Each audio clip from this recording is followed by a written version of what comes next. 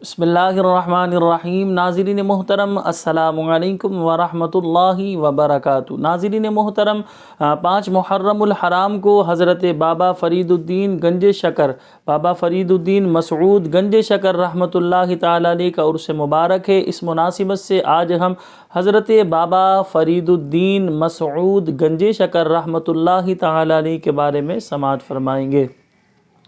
حضرت بابا فرید الدین مسعود گنج شکر، جو انہیں گنج شکر کہا جاتا ہے، اس کا ریزن کیا ہے، اس کی وجہ کیا ہے، اس حوالے سے سماعت فرمائیں۔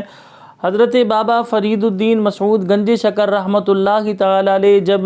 کم سنی کا عالم تھا، بچپن کے عالم میں آپ کی والدہ ماجدہ نے ارشاد فرمایا، آپ کو شکر جو ہے بہت زیادہ پسند تھی، آپ کو بہت شکر، جیسے آج کے دور میں بچوں کو چاکلیٹ پسند ہوتی ہے، تو حضرت بابا فرید الدین مسعود گنج شکر رحمۃ اللہ تعالی علیہ کو شکر بے حد محبوب تھی۔ تو آپ کی والدہ نے ارشاد فرمایا، بیٹا نماز پڑھا کرو، جو نماز پڑھتا ہے اللہ تبارک و تعالی اسے انعامات عطا فرماتا ہے، بیٹا نماز پڑھو گے تمہیں شکر ملے گی۔ تو لہٰذا آپ رحمۃ اللہ تعالی علیہ نماز ادا کرتے، آپ کی والدہ ماجدہ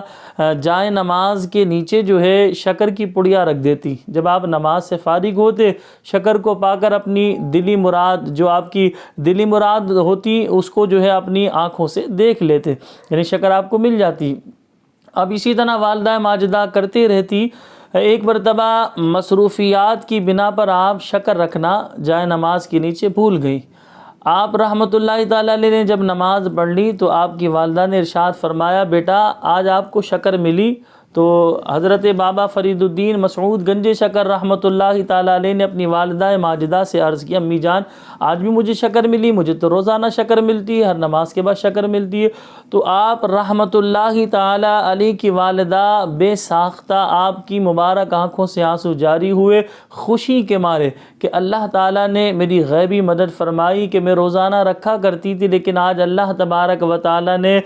فرشتوں کے ذریعے ظاہر سی بات ہے جائے نماز کے نیچے جو ہے شکر رکھوائی، تو اللہ تعالیٰ نے میری غیب سے مدد فرمائی۔ تو لہذا اس پر آپ جو ہے محبت میں اور جو ہے غیبی مدد کی خوشی میں جو ہے آپ کی مبارک آنکھوں سے آنسو جاری ہوئے۔ اسی طرح حضرت بابا فرید الدین مسعود گنج شکر رحمۃ اللہ تعالی علیہ کو ایک مرتبہ 80 فاقے ہوئے، یعنی 80 آپ کو فاقے ہوئے، آپ اتنے زیادہ بھوکے تھے کہ آپ کا جو نفس تھا وہ الجوع بھوک جو ہے کہہ رہا تھا، گویا کہ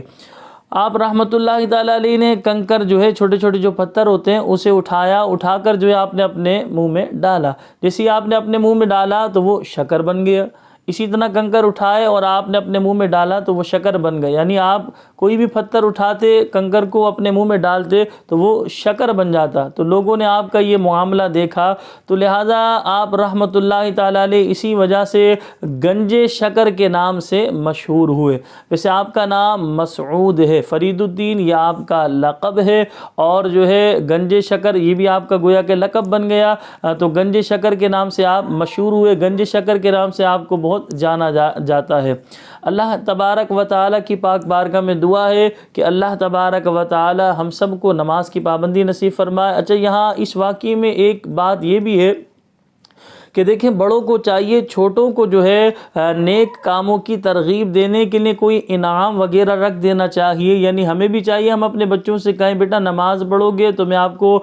فلاں چیز لے کر آؤں گا جو بچے کو محبوب ہے۔ تو لہٰذا اس طرح بچہ جو ہے راغب ہوگا نماز کی طرف، بیٹا قرآن پڑھو گے فلاں چیز لاؤں گا، ناظرہ ختم کر لو گے فلاں چیز لا کر دوں گا، حفظ قرآن کر لو گے جو ہے تمہیں فلاں چیز لا کر دوں گا، رمضان کے روزے رکھو گے تو فلاں چیز لا کر دوں گا۔ اس طرح بچوں کو جو ہے انعام کی ترغیب دلاتے ہوئے نیک کاموں کی طرف راغب کرنا چاہیے۔ اس سے فائدہ یہ ہوگا، بچہ تو ظاہر سی بات ہے ابھی کم سنی کا عالم ہے، وہ انعام کی وجہ سے نیک کاموں کی طرف راغب ہوگا، لیکن نیک کام کرتے کرتے جو ہے گویا کہ اس کے اندر سرایت کر جائیں گے نیک کام کی محبت، تو وہ جب بچپن ہی سے نیک کام کرنے کا عادی ہوگا، اللہ کی ذات سے امید ہے وہ بڑا ہو کر بھی نیک کام کرے گا۔ اسی وجہ سے ہمارے بزرگان دین فرماتے تھے کہ جب بھی ہم صدقہ کریں تو اپنے بچوں کے ہاتھ سے صدقہ دلوائیں۔ فائدہ یہ ہوگا جب چھوٹی سی عمر سے بچوں کو دینے کی عادت ہوگی تو وہ بڑے بھی ہو جائیں گے، تو لہٰذا یہ عادت ان کے اندر راسخ رہے گی، یعنی یہ عادت ان کے اندر پختہ ہو جائے گی کہ ہم نے